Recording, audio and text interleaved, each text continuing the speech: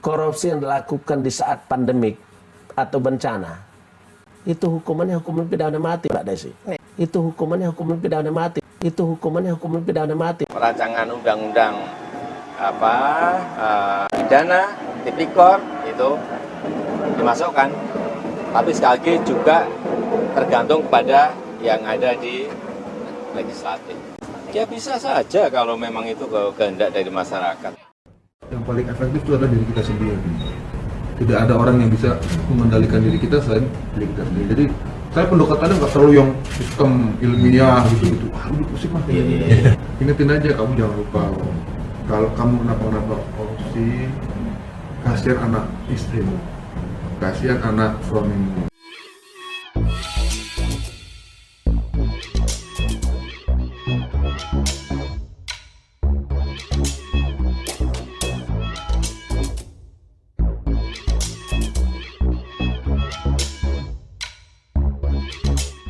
Tonton video ini sampai selesai agar Anda tidak gagal paham.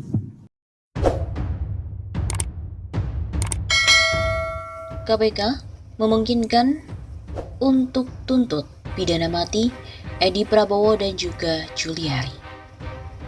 Komisi Pemberantasan Korupsi menyatakan tidak menutup kemungkinan menjerat dua mantan Menteri Kabinet Jokowi Ma'ruf Amin yang terseret kasus dugaan suap dengan pasal 2 ayat 2 Undang-Undang Pemberantasan Tipikor.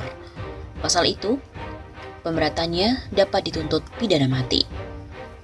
Dua mantan menteri tersebut yakni Menteri Sosial Juliari Peter Batubara dan Menteri Kelautan dan Perikanan Edi Prabowo. PLT juru bicara KPK Ali Fikri mengatakan, tim penyidik sangat membuka kemungkinan untuk mengembangkan kasus yang menjerat keduanya. Bahkan terang Ali, keduanya juga dapat pula dijerat dengan pasal pencucian uang sepanjang ditemukan alat bukti yang mencukupi. Pengembangan sangat dimungkinkan seperti penerapan pasal 2 atau 3 Undang-Undang Tipikor, bahkan penerapan dan ketentuan undang-undang lain seperti TPPU, kata Ali kepada awak media pada hari Rabu 17 Februari. Ali juga menyampaikan demikian sekaligus menanggapi dari pernyataan Wakil Menteri Hukum dan HAM Edward Omar Syarif Hirarij yang menyebut Juliari dan Edi layak untuk dituntut hukuman pidana mati. Menurut Ali lagi, kemungkinan pidana mati tersebut bisa diterapkan tim penyidik kepada keduanya. Kami tentu memahami harapan masyarakat terkait penyelesaian kedua perkara itu, termasuk soal hukuman bagi para pelakunya. Benar, secara normatif dalam Undang-Undang Tipikor, terutama pasal 2 ayat 2 hukuman mati diatur secara jelas, ketentuan tersebut dan dapat diterapkan. Pasal 2 ayat 1 Undang-Undang Nomor 31 Tahun 1999 menyatakan, setiap orang yang secara melawan hukum melakukan perbuatan memperkaya diri sendiri atau orang lain, atau suatu korporasi yang dapat merugikan keuangan negara atau perekonomian negara, dipidana dengan pidana sepanjang seumur hidup, atau pidana penjara paling singkat 4 tahun dan paling lama 20 tahun dan denda paling sedikit 200 juta rupiah dan paling banyak 1 miliar rupiah. Sementara, untuk pasal 2 ayat 2 menyebutkan, dalam hal tindak pidana korupsi sebagaimana dimaksud dalam ayat 1, dilakukan dalam keadaan tertentu, pidana mati dapat dijatuhkan. Sedangkan penjelasan pasal 2 ayat 2 mengatakan, yang dimaksud dengan keadaan tertentu dalam ketentuan ini adalah keadaan yang dapat dijadikan alasan pemberatan pidana bagi pelaku dari tindak pidana korupsi, yaitu apabila tindak pidana tersebut dilakukan terhadap dana-dana yang diperuntukkan bagi penanggulangan keadaan bahaya, bencana alam nasional, penanggulangan akibat kerusuhan sosial yang meluas, penanggulangan krisis ekonomi dan moneter, dan pengulangan tindak pidana korupsi.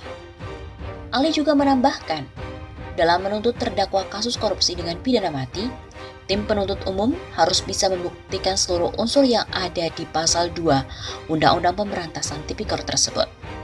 Akan tetapi bukan hanya soal karena terbuktinya unsur ketentuan keadaan tertentu saja untuk menuntut hukuman mati, namun tentu seluruh unsur pasal 2 ayat 1 juga harus terpenuhi. Kendati demikian, kata Ali, untuk saat ini pihaknya masih fokus menangani Juliari dan Edi dengan pasal penerima suap, yakni pasal 12 Undang-Undang Pemberantasan Tipikor. Pasal itu mengancam pelaku dengan pidana penjara seumur hidup. Proses penyidikan kedua perkara tersebut sampai saat ini masih terus dilakukan. Dan kami memastikan perkembangan mengenai penyelesaian kedua perkara tangkap tangan KPK dimaksud selalu kami informasikan kepada masyarakat. Begitu ujarnya. Selain itu, mantan Ketua KPK juga menilai Edi Prabowo serta Juliari penuhi syarat untuk dihukum mati. Mantan Ketua Komisi Pemberantasan Korupsi KPK, Agus Raharjo menilai, ex-Menteri KKP Edi Prabowo dan mantan Menteri Sosial Juliari Batubara memenuhi unsur untuk dijerat dengan pasal 2 ayat 2 Undang-Undang Nomor 31 Tahun 1999 tentang pemberantasan tindak pidana korupsi. Agus juga memandang praktik korupsi yang dilakukan oleh Edi dan Juliari di tengah pandemi COVID-19 itu layak untuk diganjar dengan hukuman mati. Undang-undangnya memungkinkan, apabila syaratnya terpenuhi bisa diterapkan hukuman mati, kata Agus saat dikonfirmasi pada Rabu 17 Februari. Ia juga menganggap hukuman mati terhadap kedua bekas Menteri Kabinet Indonesia Maju itu bisa menjadi efek jera yang paling efektif. Harapannya, perilaku koruptif pejabat negara dapat dicegah di kemudian hari. Pertimbangan penting lainnya, efek pencegahan, karena hukuman mati akan membuat orang takut atau jera melakukan korupsi. Selain itu, ia juga meminta KPK untuk mengenakan Undang-Undang tentang Tindak Pidana Pencucian Uang atau TPPU kepada Edi dan Juliari. Kasus keduanya mulai terkuak adanya pihak-pihak lain yang ikut kebagian uang hasil korupsi, serta ada upaya menyembunyikan uang korupsi dalam bentuk lain. Hukuman maksimal lain pantas digunakan, yaitu hukuman seumur hidup dan diberlakukan TPPU kepada yang bersangkutan. Begitu tegas Agus.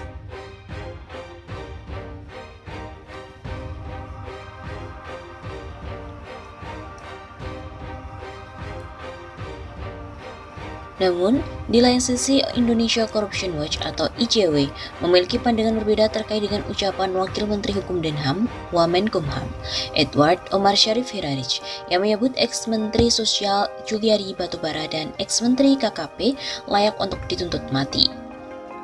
Peneliti ICW Kurnia Ramadana menyebut dua ex-menteri era Presiden Joko Widodo ini lebih layak diberikan hukuman maksimal seperti dipenjara seumur hidup.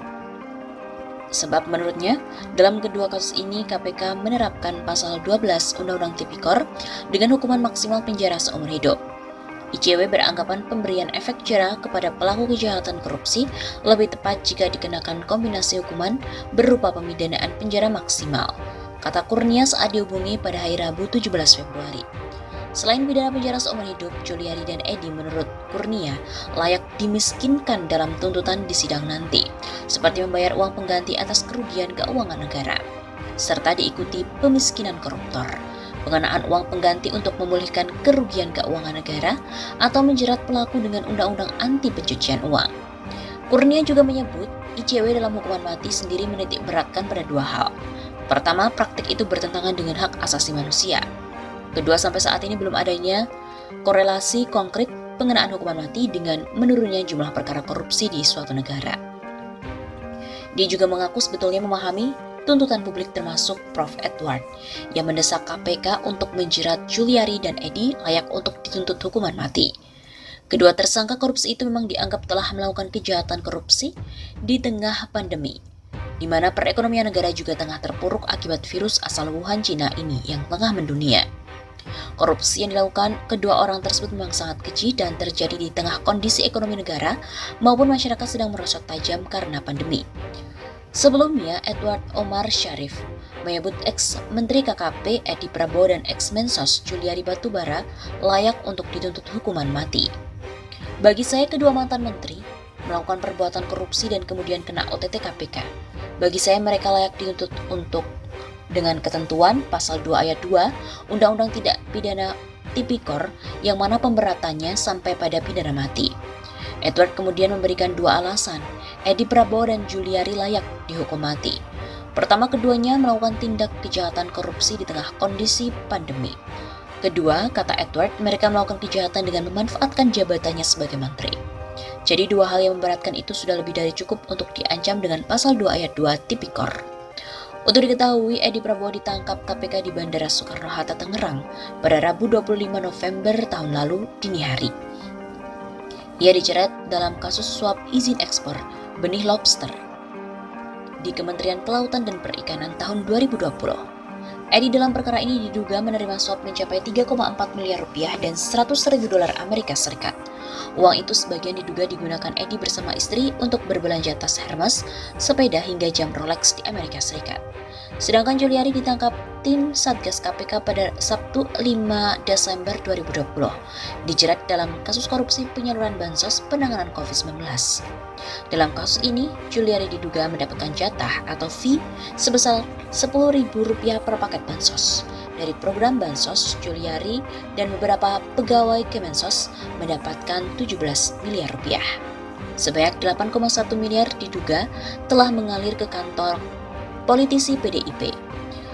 Juliari juga dijanjikan akan mendapatkan jatah selanjutnya sebesar 8,8 miliar rupiah pada pengadaan bansos periode kedua.